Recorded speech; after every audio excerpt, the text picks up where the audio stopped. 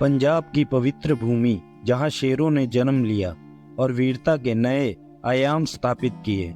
यह वही धरती है जहां सिख साम्राज्य के महान योद्धा महाराजा रणजीत सिंह का उदय हुआ। महाराजा रणजीत सिंह को शेरे पंजाब कहा जाता था, लेकिन उनकी वीरता और नेतृत्व क्षमता केवल युद्ध के मैदान तक सीमित नहीं थी।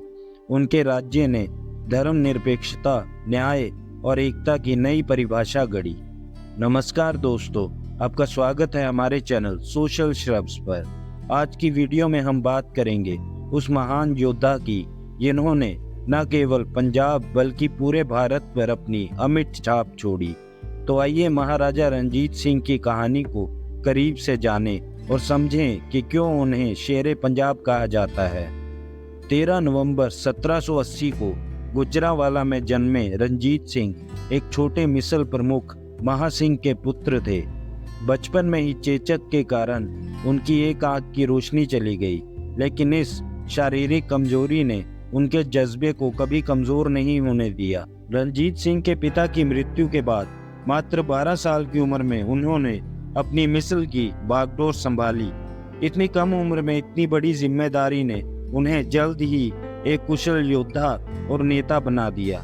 रणजीत सिंह का जीवन संघर्षों और चुनौतियों से भरा हुआ था, लेकिन यही संघर्ष उन्हें महान बनाते हैं। इतनी कम उम्र में नेतृत्व की बागडोर संभालना और पंजाब के अन्य सिख मिसलों के बीच अपनी पहचान बनाना, यह दिखाता है कि वह केवल एक योद्धा नहीं बल्कि एक महान रणनीतिकार भी थे।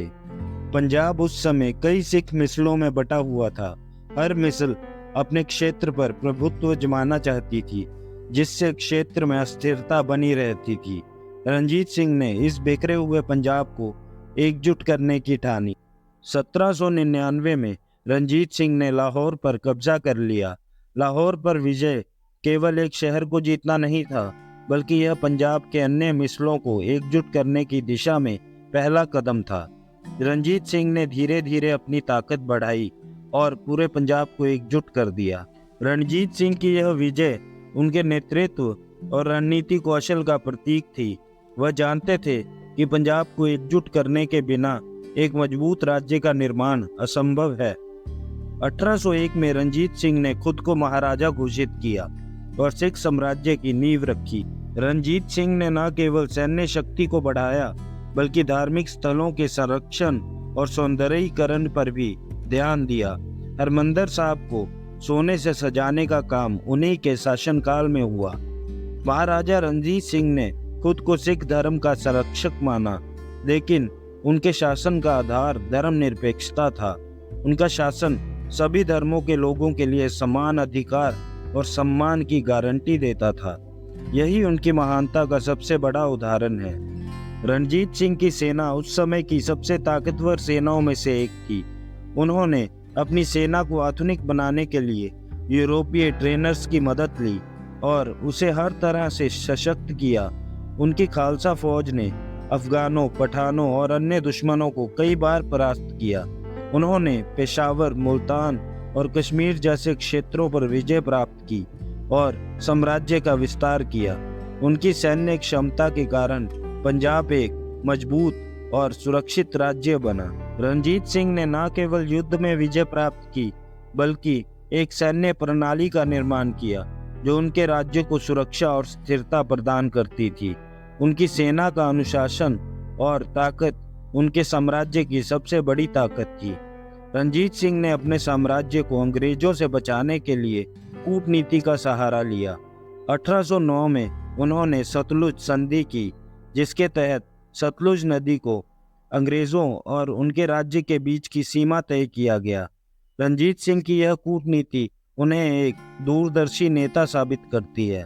उन्होंने समझा कि अंग्रेजों से टकराव उनकी जीत की गारंटी नहीं हो सकता, इसलिए उन्होंने अपने साम्राज्य की सुरक्षा के लिए कूटनीतिक रास्ते को अपनाया। रणजीत सिंह का शासन केवल सैन्य शक्ति का प्रतीक नहीं था, बल्कि धर्मनिरपेक्षता और धार्मिक सहिष्णुता का भी आदर्श था। उन्होंने हरमंदिर साहब को सोने से सजाने का आदेश दिया, काशी विश्वनाथ मंदिर के पुनर्निर्माण के लिए भी उदार दान दिया और मक्का शरीफ की मरम्मत के लिए भी धन भेजा। उनके दरबार में सभी धर्मों के लोग उच्च पदों पर थे। उनके प्रमुख मंत्री फकीर अजीजुद्दीन एक मुस्लिम थे, जो उनके धार्मिक सहिष्णुता और उदार दृष्टिकोण का सबसे बड़ा प्रमाण था।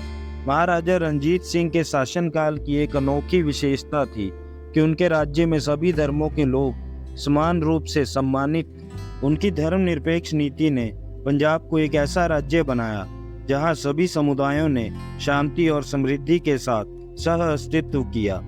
रणजीत सिंह के शासनकाल में न केवल सैन्य सुधार हुए, बल्कि कला और संस्कृति को भी प्रोत्साहित किया गया। उनके दरबार में कलाकारों और शिल्पकारों को संरक्षण दिया गया। पंजाब की लोक संस्कृति उनके समय में और समृद्ध हुई। महाराजा ने प्रशासनिक व्यवस्था में कई सुधार किए। उनके शासनकाल में किसानों और व्यापारियों के लिए कर प्रणाली को सरल बनाया गया, जिससे राज्य में समृद्धि आई। महाराजा रणजीत सिंह की शासन व्यवस्था का मुख्य उद्देश्य था सभी वर्गों का कल्याण।